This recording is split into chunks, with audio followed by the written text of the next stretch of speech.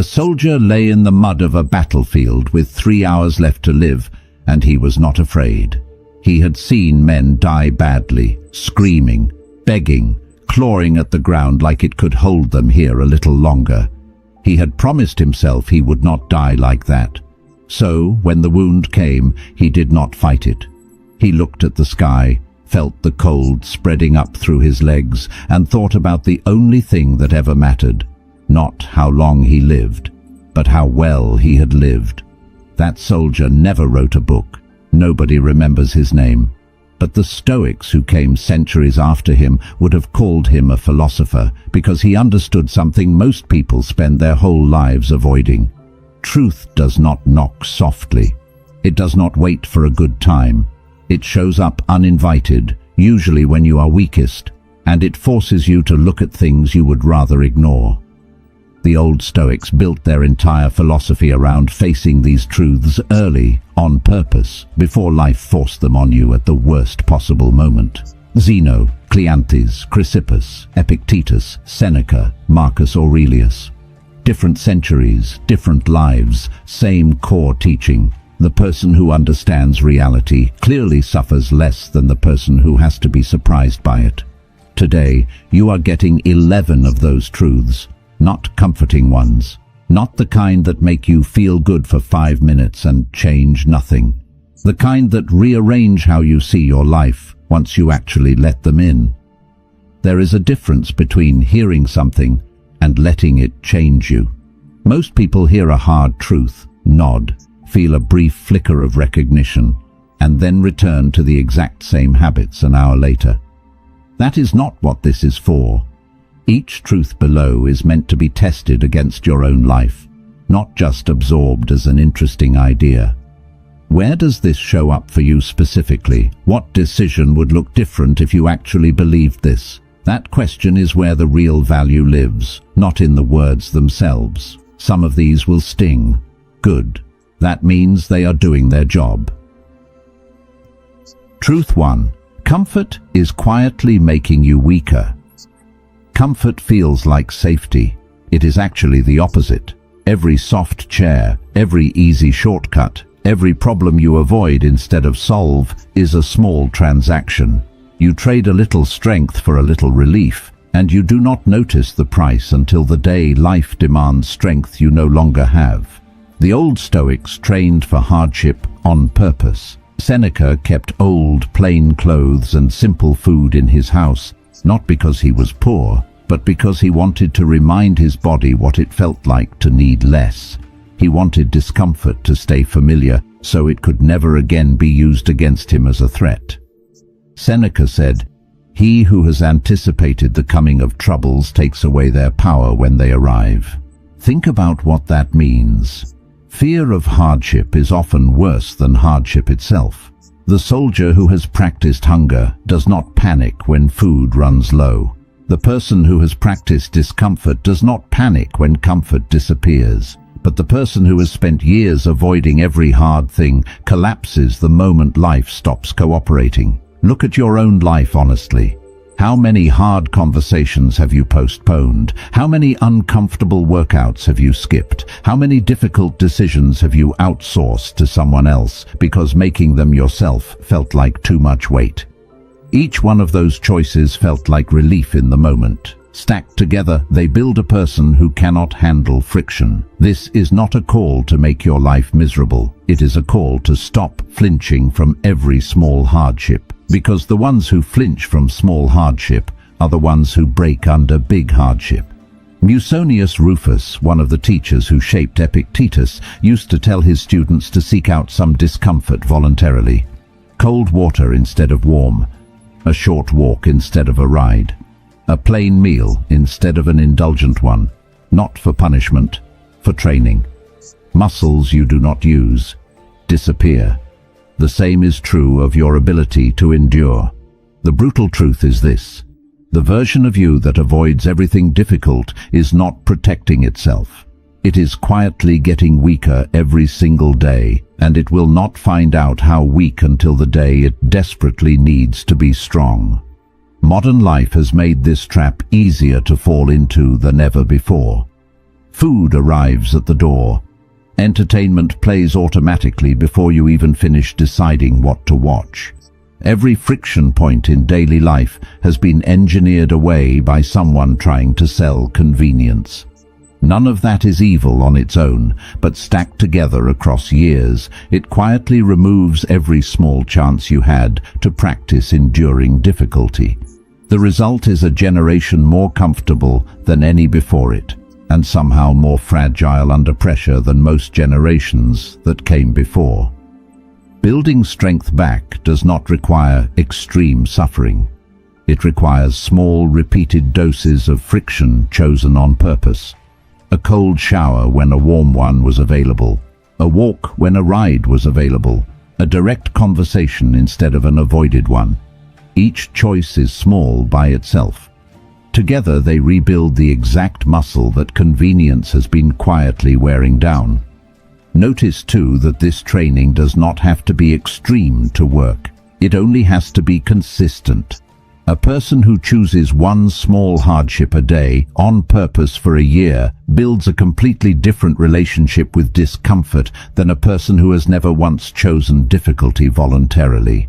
The body and mind adapt to whatever they repeatedly practice. Practice ease, and ease becomes fragile. Practice friction, and friction becomes manageable. Comment the words below if you feel this one. I choose hard. Truth 2. Nobody is coming to save you. There is a moment everyone eventually reaches, the moment they realize the rescue is not coming. Nobody is going to walk in and fix the situation for them. No mentor, no parent, no lucky break, no perfect circumstance arriving right on time. This sounds harsh, but it is actually freeing once you accept it, because waiting to be rescued is a slow way to waste a life. Epictetus grew up enslaved. He had every excuse in the world to wait for someone else to change his situation. Instead, he built an entire philosophy around a single idea. Some things are within your control and some things are not. And your job is to master the first category completely and stop wasting energy on the second. Epictetus said, "No man is free who is not master of himself." Waiting to be saved puts your freedom in someone else's hands. It hands your future over to luck, and luck is not loyal to anyone. This does not mean you cannot ask for help. It means you cannot build your entire plan around help arriving. The people who build real strength are the ones who assume they are on their own and then treat any support they receive as a bonus, not a requirement. Look at how this plays out in ordinary life. Someone waits for the economy to improve before they start saving. Someone waits for motivation before they start training. Someone waits for the right moment before they start the business, the book, the conversation that matters. The waiting feels responsible. It is actually a hiding place. Cato the Younger, a man the Stoics admired for his stubborn independence, refused again and again to bend his principles for convenience, even when bending would have made his life far easier. He did not wait for Rome to become the city he wanted. He acted according to his own standard, regardless of what Rome did around him. That is the real lesson here. Stop outsourcing your responsibility to circumstances outside your control. The weather will not save you. The economy will not save you. Other people's opinions of you will not save you. Only your own decisions, repeated daily, build the life you actually want. Look at how often this shows up in small, quiet ways. Someone waits for a manager to finally notice their effort instead of asking directly for the recognition or the raise they have earned. Someone waits for a partner to change without ever naming what needs to change. Someone waits for confidence to arrive before they take the action that would have built the confidence in the first place. In every one of these cases, the waiting feels like patience. It is actually a way of avoiding responsibility for a decision that was always theirs to make. Once you accept that nobody is coming, something strange happens. The waiting stops. You start acting like the one person whose decisions actually shape the outcome, because that is exactly what you are. This truth also changes how you handle disappointment when help does not arrive. Instead of feeling betrayed that nobody stepped in, you simply adjust and keep moving, because you never built your plan on their arrival in the first place. That single shift removes an enormous amount of resentment from daily life. You stop keeping a silent tally of who should have helped and did not, because the entire premise of the tally depended on an expectation you have already released. Type this out if you are ready to stop waiting. I save myself. Truth. 3. You will be forgotten faster than you think. This one is hard to sit with, but it is true, and the Stoics wanted you to know it early rather than discover it too late. Most people who worry endlessly about their reputation are optimizing for something that has an expiration date far shorter than they imagine. Names fade. Achievements get absorbed into history and lose their sharp edges. Even people who once ran empires became footnotes within a few generations. Marcus Aurelius, a man who ruled most of the known world, wrote to himself constantly about how quickly fame disappears. He understood that even the emperors before him, men once treated like gods, were already half forgotten by his own time. Marcus Aurelius said, "Very soon you will have forgotten the world, and very soon the world will have forgotten you." This is not meant to depress you, it is meant to loosen the grip that other people's opinions have on your decisions. If you are going to be forgotten either way, then living for approval is a strange use of a short life. You might as well live according to what you actually believe, since the applause will not outlast you regardless. Think about how much energy goes into managing how others see you. The careful posts. The performance at work designed for an audience rather than for the task itself. The anxiety over what people will think of a decision that is really nobody's business but your own. All of that energy is being spent trying to control something that time will erase anyway. The Stoics were not nihilists. They did not believe nothing mattered. They believed the opposite. Because time erases fame, what matters is not how long you are remembered, but how honestly you lived while you were here. Character outlasts memory, even when memory forgets the name attached to it. Stop building your life around an audience that will not remember you in 50 years. Build it around a standard you can respect while you are still the one living it. There is something quietly freeing in this for people who struggle with perfectionism. If a small mistake feels unbearable, it usually helps to zoom out. In 100 years, nobody will remember the typo, the awkward comment, the decision that felt catastrophic at the time. The weight you assign to being seen a certain way almost always outlives its own usefulness. Once you accept how quickly the audience forgets, you can stop rehearsing your life for their approval and start living it for your own sake instead. This is also a useful filter for decision-making. When facing a choice between what looks impressive to others and what actually aligns with your own values, remember that the impressed audience has a short memory and an even shorter attention span. The decision that respects your own standard will still matter to you in 10 years. The decision that impressed a room will likely be forgotten by that same room within a week. Comment this if you are done performing for people who will forget you anyway. I live for truth. This truth also reshapes how you handle old memories that still carry weight. Moments from years ago that people barely think about anymore, but that you still replay with embarrassment. If the world forgets the achievements, it has almost certainly forgotten the small mistakes too. Holding on to shame for something nobody else remembers is a strange way to spend energy that could be aimed at the life still ahead of you. Truth. 4. Fairness was never promised to you. Somewhere along the way, most people absorb a quiet belief that life is supposed to be fair. Good behavior gets rewarded. Bad behavior gets punished. Effort always pays off eventually. Nobody explicitly teaches this belief, but it hides underneath a lot of daily disappointment. The Stoics rejected this belief completely, and it freed them from a huge amount of unnecessary suffering. Seneca watched good men suffer and bad men prosper constantly under a corrupt emperor, and he still built one of the calmest philosophies in history. not because he was naive about injustice, but because he stopped expecting the universe to run on a scoreboard it never agreed to keep.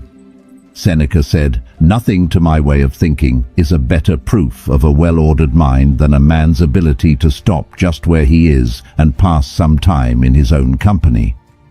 That quote sounds unrelated to fairness until you understand the context behind it. Seneca was writing to a friend about how much peace comes from stopping the constant external comparison. Comparing your effort to someone else's reward is exactly the trap that fairness thinking creates. You worked hard and got little. They worked less and got more. That comparison will eat you alive if you let it. Life was never a contract that guarantees outcomes match effort. Weather does not care if your crops deserve rain. Illness does not check your resume before arriving. Opportunity does not always find the most qualified person first. This is not an excuse to stop trying. It is a release from the exhausting belief that you are owed something just because you behaved well. Do the right thing because it is right, not because you expect the universe to pay you back for it. The moment you stop demanding fairness from a universe that never promised it, you stop being blindsided by every disappointment life delivers. A lot of modern frustration comes from exactly this broken expectation. Someone works years at a job and gets passed over for a promotion they were sure they earned. Someone treats a friend with total loyalty and gets betrayed anyway. Someone raises a family with care and still watches things go sideways despite doing everything right. None of that means effort is worthless. It means effort was never a guarantee, only a factor.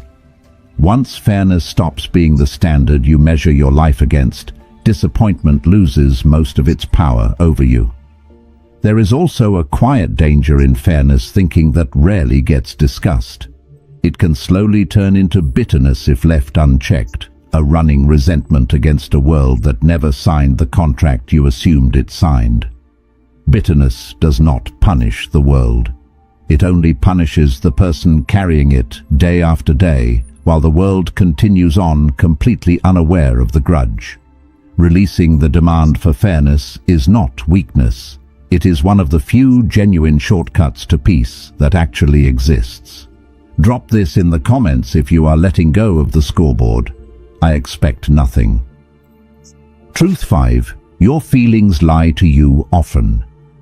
Feelings arrive with total confidence. Fear feels like danger. Anger feels like justice. Anxiety feels like preparation. None of that confidence means the feeling is accurate.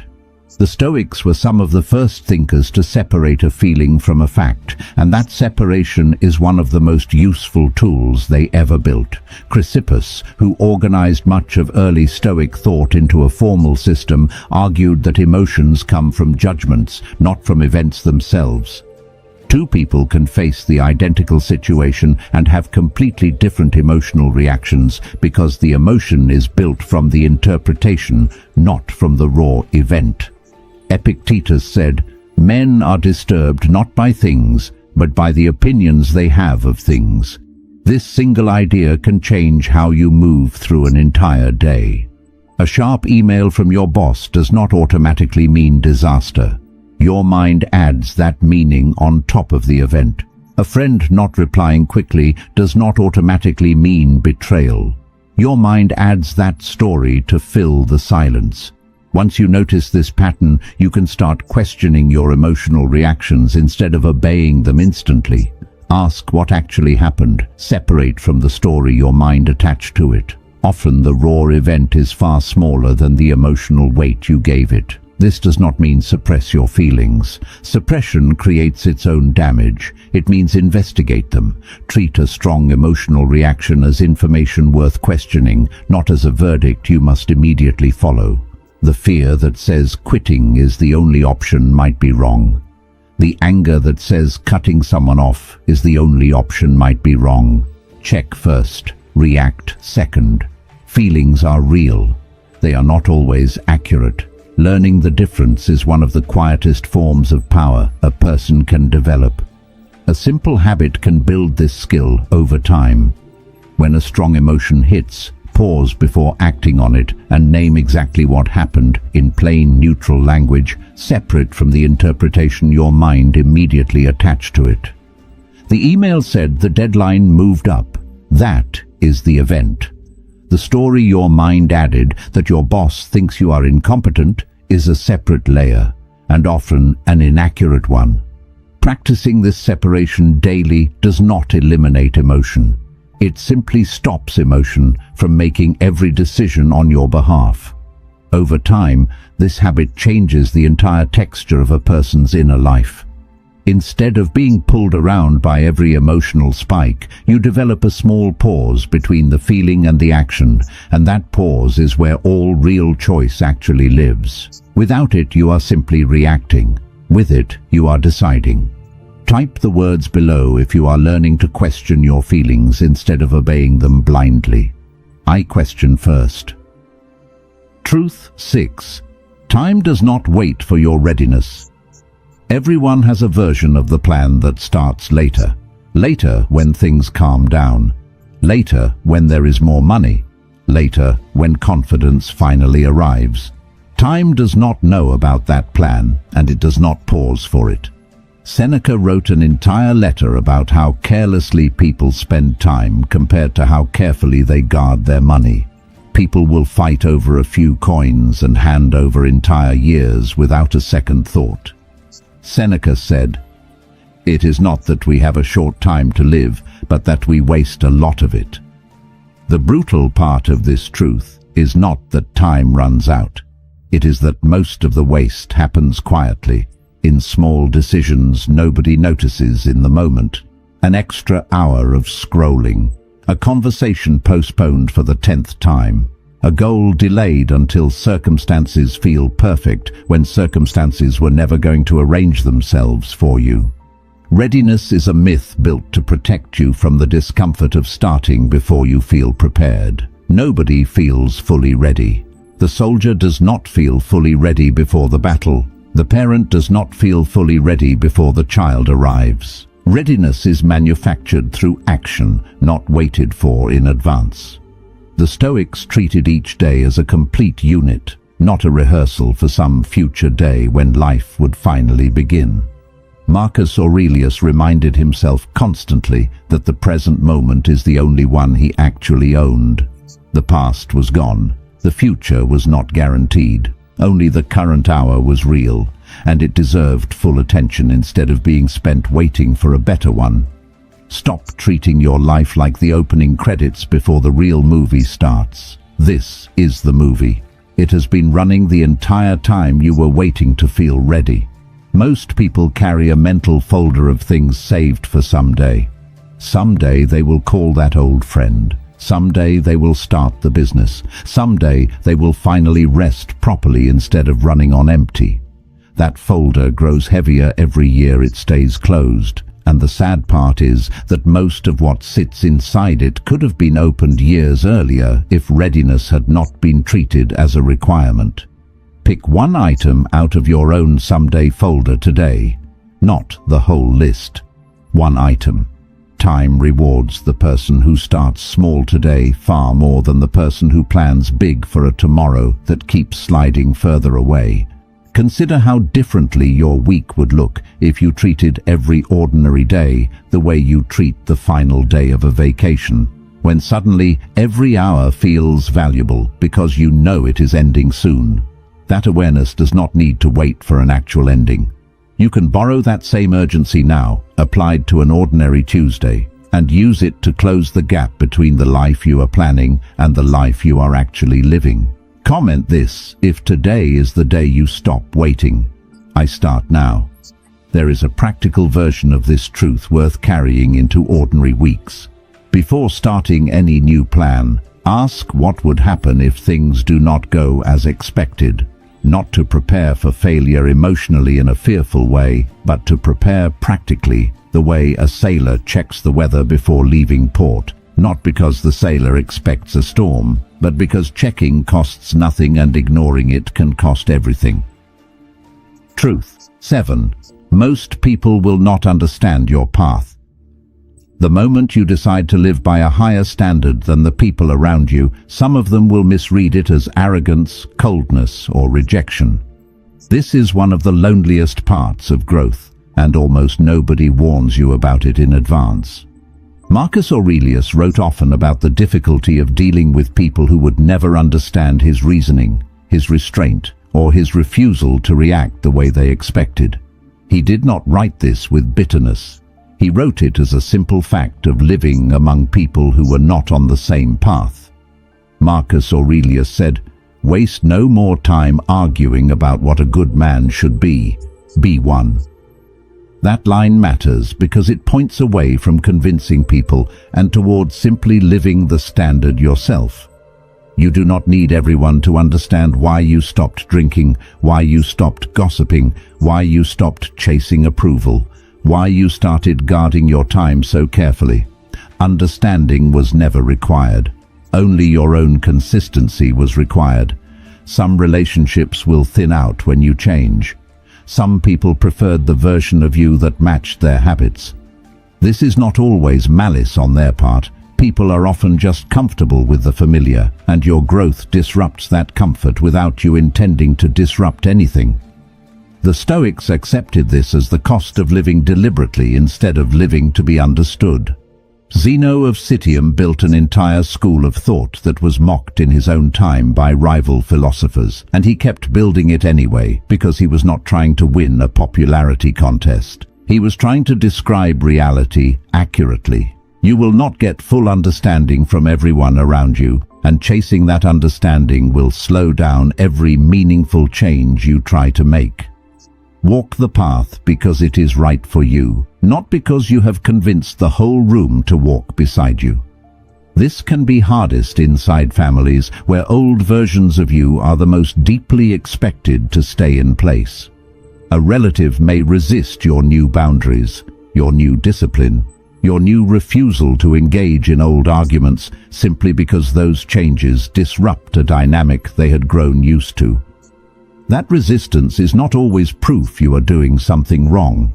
Often it is proof you are doing something different, and different unsettles people who preferred the predictable version of you. Respect them. Stay kind. But do not shrink back into the old pattern just to restore their comfort at the cost of your own growth. Over time, most of the people worth keeping around eventually adjust to the new version of you, or they were never the right people to keep close in the first place.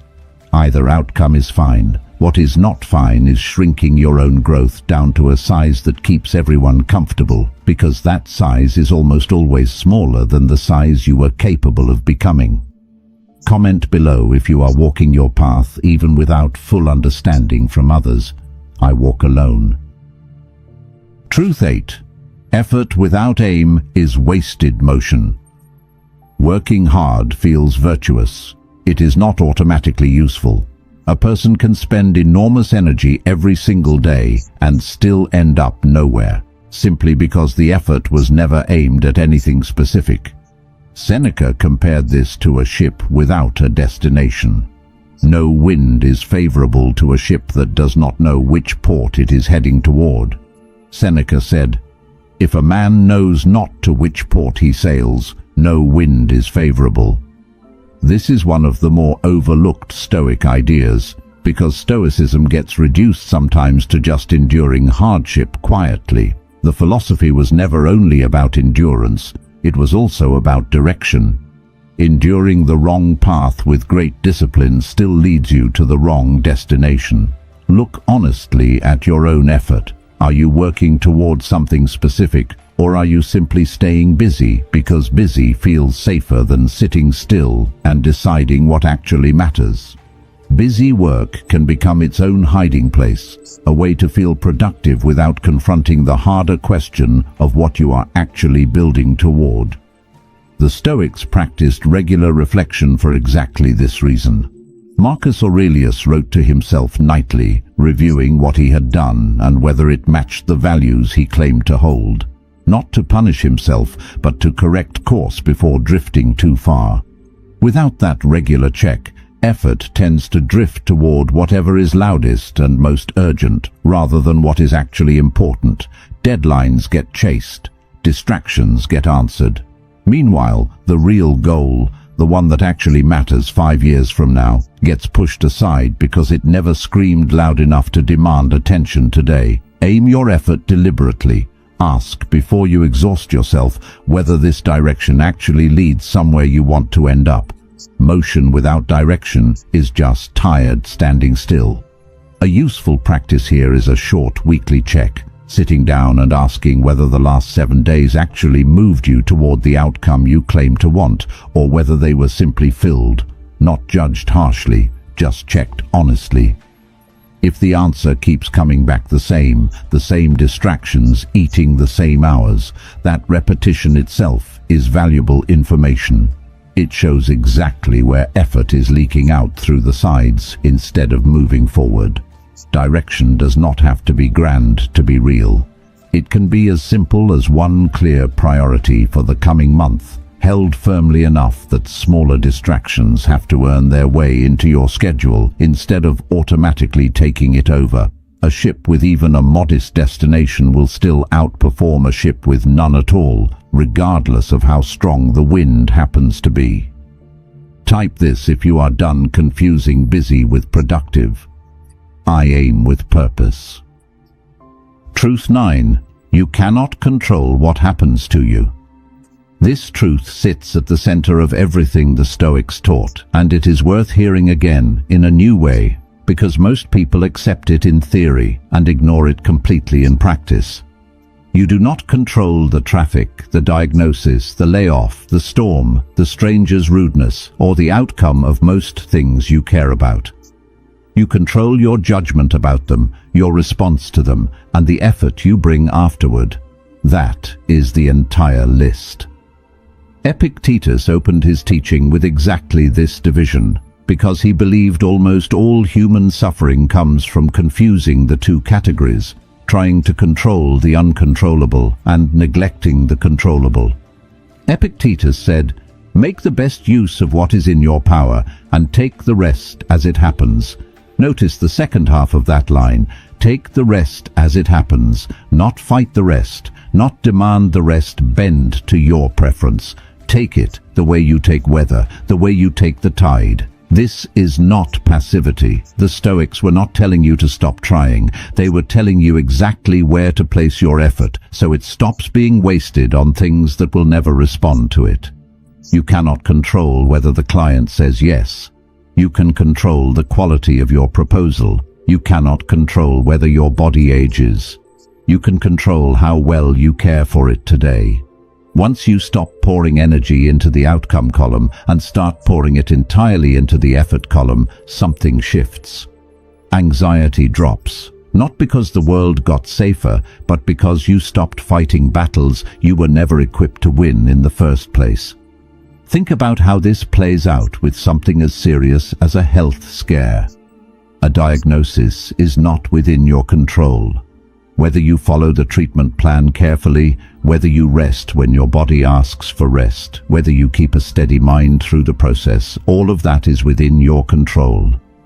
Two people can receive the same difficult news and live through it completely differently, not because one is luckier, but because one keeps fighting the diagnosis itself, while the other channels all their energy into what can actually be influenced. This same principle applies to smaller frustrations that eat up far more daily energy than a health scare ever will. Traffic, a delayed flight, a rude stranger. None of it responds to your frustration. The car ahead of you does not move faster because you are angry. The plane does not depart sooner because you are anxious. Every ounce of energy spent fighting these uncontrollable moments is energy stolen from the parts of your day that would have actually responded to your effort. Comment the words below if you are done fighting what you cannot control. I control my effort. Truth 10. Suffering repeated becomes weakness. Suffering faced becomes strength. Pain by itself teaches nothing. Plenty of people go through hardship and come out the other side more bitter, more fragile, more afraid than before. Suffering does not automatically build character. How you meet it does. The Stoics separated two very different responses to the same hardship. One person avoids the lesson entirely, numbs the pain, and repeats the same mistake later in a new disguise. Another person looks directly at what happened, extracts what it taught, and becomes harder to break the next time. Marcus Aurelius, who buried children, fought wars, and led an empire through plague, wrote about turning obstacles directly into fuel rather than treating them as pure loss. Marcus Aurelius said, "The impediment to action advances action. What stands in the way becomes the way." That line is often quoted but rarely applied. Applying it means actually sitting with a failure long enough to understand what it revealed about you, instead of rushing to feel better and moving on before the lesson lands. It means treating a broken relationship as information about your own patterns, not just bad luck that happened to you. It means treating a financial mistake as a lesson in discipline, not just an unfortunate event to forget quickly. This is uncomfortable work.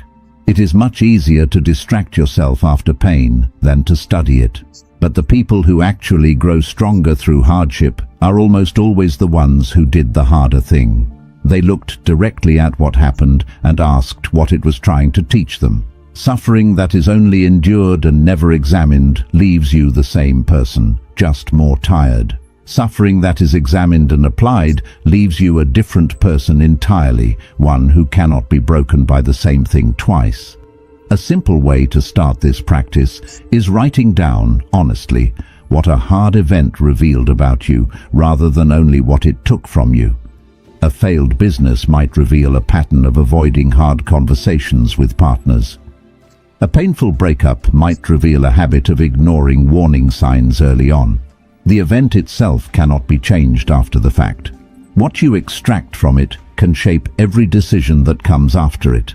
This is why two people can go through the exact same divorce, the exact same job loss, the exact same betrayal, and come out on completely different paths.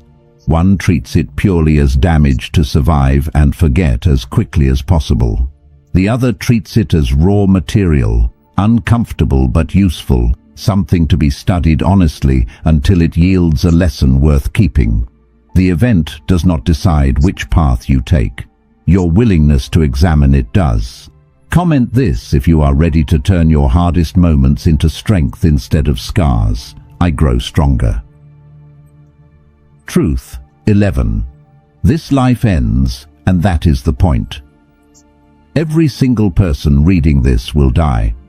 That sentence sounds harsh out of context, but the Stoics considered it one of the most useful facts a person could carry with them daily, not because it is depressing, but because it is clarifying. Marcus Aurelius kept the thought of death close, not out of fear, but as a filter for deciding what actually mattered.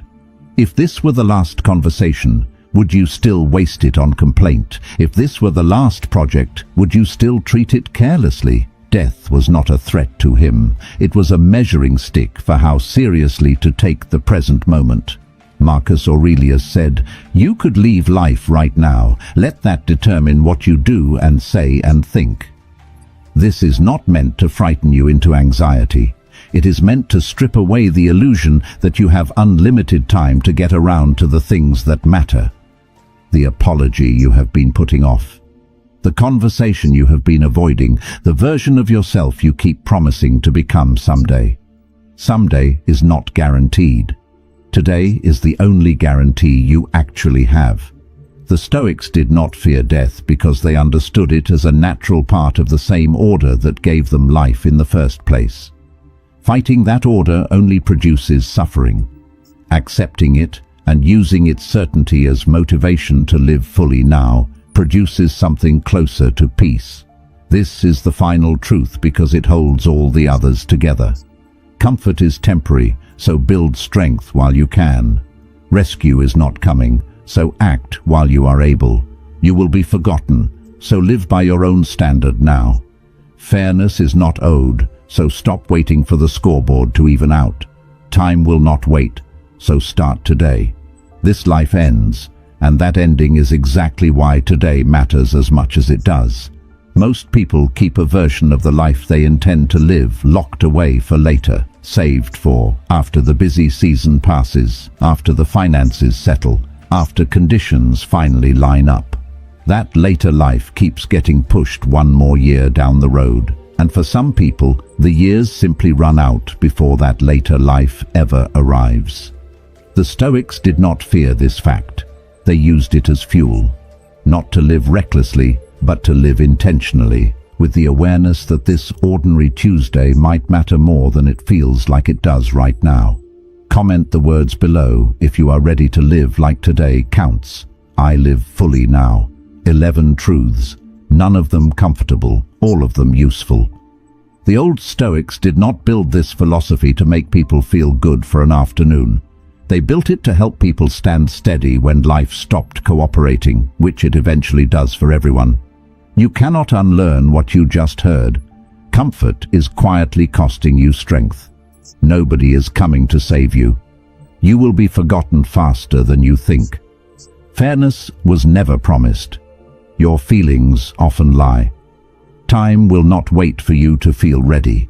Most people will not understand your path. Effort without aim goes nowhere. You cannot control most of what happens to you. Suffering only becomes strength when you actually examine it. And this life ends, which is exactly why it matters now. These are not truths to fear. They are truths to build on. The soldier in the mud was not afraid because he had already made peace with what could not be changed, and he had already decided what kind of person he would be regardless of the outcome. You get to make that same decision today, while you still have time to act on it. None of these 11 truths require a dramatic life change tomorrow morning. They require one honest look at where you have been avoiding reality, followed by one small, deliberate step in the opposite direction. Pick the truth that stung the most while you were listening.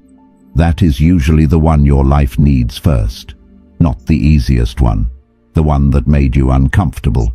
Discomfort, as the first truth already told you, is exactly where strength gets built. The Stoics did not write these ideas down to be admired from a distance.